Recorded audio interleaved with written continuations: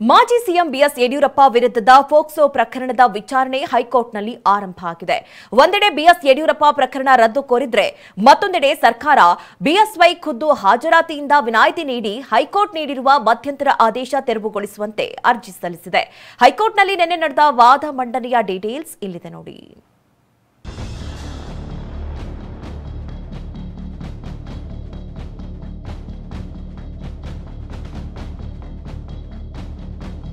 ಮಾಜಿ CM BS Yediyurappa ವಿರುದ್ಧ POCSO ಕೇಸ್ನ ಸಂಕಷ್ಟ ಬಿಗಿಯಾಗ್ತಿದೆ. ಅಪ್ರಾಪ್ತ ಬಾಲಕಿಯನ್ನ ಅನುಚಿತವಾಗಿ ಸ್ಪರ್ಶಿಸಿದ ಹಿನ್ನೆಲೆಯಲ್ಲಿ ಕಳೆದ ಮಾರ್ಚ್ 14ರಂದು ದೂರು ದಾಖಲಾಗಿತ್ತು. ದೂರಿನ ತನಿಖೆ ನಡೆಸಿದ ಪೊಲೀಸರು ಕೋರ್ಟ್ಗೆ ಆರೋಪ ಪಟ್ಟಿ ದಾಖಲಿಸಿದ್ದಾರೆ. ಕೋರ್ಟ್ ಬಿಎಸ್ ಯಡಿಯೂರಪ್ಪಗೆ ಸಮನ್ಸ್ ಕೂಡ ಜಾರಿಗೊಳಿಸಿದೆ.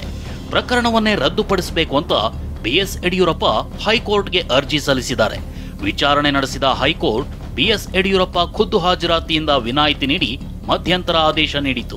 ನಿಮಗೆ ಉಬ್ಬಿದ ರಕ್ತನಾಳ ಅಂದ್ರೆ ವೆರಿಕೋಸ್ ವೇನ್ಸ್ ಸಮಸ್ಯೆ ಇದ್ದಲ್ಲಿ ಫ್ರೀ ಡಾಪ್ಲರ್ ಸ್ಕ್ಯಾನಿಂಗ್ಗಾಗಿ ಹಿಂದೆ ಭೇಟಿ ಕೊಡಿ ಏವಿಸ್ ಆಸ್ಪತ್ರೆಗೆ. ಈಗ ಪ್ರಕರಣದ ಅಂತಿಮ ವಿಚಾರಣೆ ಆರಂಭಗೊಂಡಿದ್ದು, ಬಿಎಸ್ ಯಡಿಯೂರಪ್ಪ ಪರ ಹಿರಿಯ ವಕೀಲ ಸಿವಿ ನಾಗೇಶ್, ಪ್ರಾಸಿಕ್ಯೂಷನ್ ಪರ ಹಿರಿಯ ವಕೀಲ ಪ್ರೊಫೆಸರ್ ರವಿವರ್ಮ ಕುಮಾರ್ ವಾದ ಮಂಡನೆ ಆರಂಭಿಸಿದ್ದಾರೆ. ಹಾಗಾದ್ರೆ ಬಿಎಸ್ ಯಡಿಯೂರಪ್ಪ ಪರ ಹಿರಿಯ ವಕೀಲ ಸಿವಿ ನಾಗೇಶ್ ವಾದಿಸಿದ್ದೇನು ಅಂತ ನೋಡೋದಾದ್ರೆ, ಸಂತ್ರಸ್ತ ಬಾಲಕಿಯ ತಾಯಿ ದೂರು ನೀಡಿರುವುದರಿಂದ ಆಕೆಯ ನಡವಳಿಕೆಯನ್ನು ಕೋರ್ಟ್ ಪರಿಗಣಿಸಬೇಕು.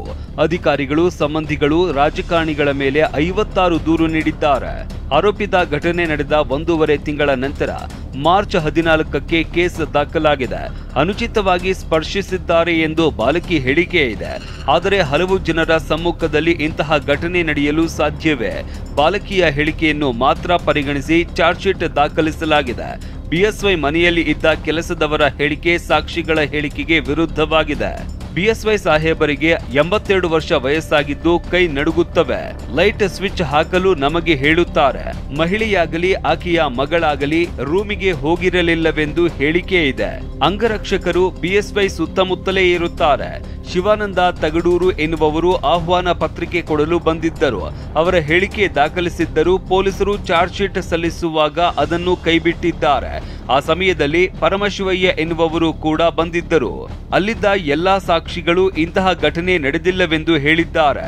ಬಿಎಸ್ವೈ ಹಾಲ್ ಬಿಟ್ಟು ಎಲ್ಲೂ ಹೋಗಿರಲಿಲ್ಲವೆಂದು ಹೇಳಿದ್ದಾರೆ. ಆದರೂ ತನಿಖಾಧಿಕಾರಿ ಕೋರ್ಟ್ಗೆ ಚಾರ್ಜ್ ಶೀಟ್ ದಾಖಲಿಸಿದ್ದಾರೆ. ಕೇವಲ ಬಾಲಕಿಯ ಹೇಳಿಕೆ ಆಧರಿಸಿ ಆರೋಪ ಪಟ್ಟಿ ದಾಖಲಿಸಲಾಗಿದೆ. ಕೋರ್ಟ್ ಈ ಹಂತದಲ್ಲಿ ಬಾಲಕಿಯ 164 ಹೇಳಿಕೆ ಪರಿಗಣಿಸಬೇಕಲ್ಲವೇ? ಸಿಆರ್ಪಿಸಿ ಸೆಕ್ಷನ್ 164ರ ಅಡಿಯ ಹೇಳಿಕೆಗೆ ಸಿಆರ್ಪಿಸಿ 161 ಹೇಳಿಕೆಗಿಂತ ಹೆಚ್ಚಿನ ಮೌಲ್ಯವಿಲ್ಲವೇ? ಸಾಕ್ಷಿಗಳ 161 ಹೇಳಿಕೆ ಮಾತ್ರ ಪರಿಗಣಿಸಿ ಪ್ರಕರಣ ರದ್ದುಪಡಿಸುವುದು ಹೇಗೆ? ಸಂತ್ರಸ್ತ ಬಾಲಕಿಯ ಹೇಳಿಕೆಗೆ ಮೌಲ್ಯ ನೀಡಬೇಕಲ್ಲವೇ? ಸಾಕ್ಷಿಗಳ ಸಿಆರ್ಪಿಸಿ 161ರ ಹೇಳಿಕೆ ಆಧರಿಸಿ ಕೇಸ್ ರದ್ದು ಮಾಡುವಂತಿಲ್ಲವೆಂದು ಸುಪ್ರೀಂ ಕೋರ್ಟ್ ತೀರ್ಪಿದೆ. ಸಾಕ್ಷ್ಯ ವಿಚಾರಣೆಯಲ್ಲಿ ಇವೆಲ್ಲವನ್ನು ಪರಿಶೀಲನೆಗೊಳಪಡಿಸಬೇಕೆಂದಿದೆ.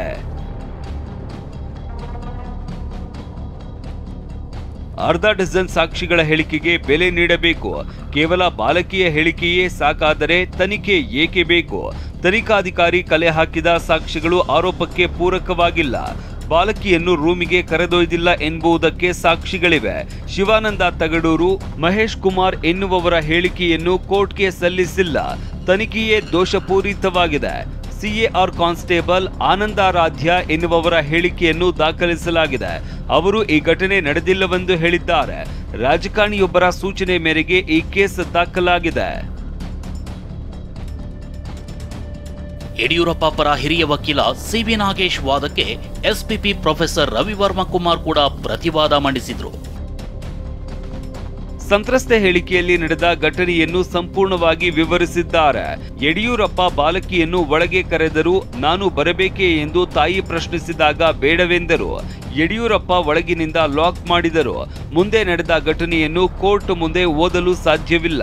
ನಂತರ ಬಾಲಕಿ ಹೊರಗಡೆ ಅಳುತ್ತಾ ಬಂದಳು. ನಂತರ ತಾಯಿಗೆ ವಿಷಯ ತಿಳಿಸಿದಾಗ ಮರಳಿ ಬಿಎಸ್ವೈರನ್ನು ಭೇಟಿಯಾದರು. ಆಗ ಬಾಲಕಿ ಮೊಬೈಲ್ ವಿಡಿಯೋ ಮಾಡಿಕೊಂಡಳು.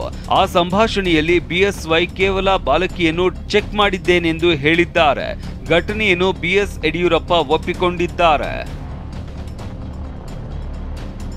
ಕೋರ್ಟ್ ಕಲಾಪದ ಅವಧಿ ಮುಗಿದಿದ್ದರಿಂದ ಹೈಕೋರ್ಟ್ ವಿಚಾರಣೆಯನ್ನ ಇಂದು ಸಂಜೆ 5 ಗಂಟೆಗೆ ಮುಂದೂಡಿದೆ. ಬಿಎಸ್ ಯಡಿಯೂರಪ್ಪ ವಿರುದ್ಧದ ಪೋಕ್ಸೋ ಕೇಸ್ ಭವಿಷ್ಯವನ್ನ ನಿರ್ಧರಿಸಲಿದೆ. ರಮೇಶ್, TV9 ಬೆಂಗಳೂರು.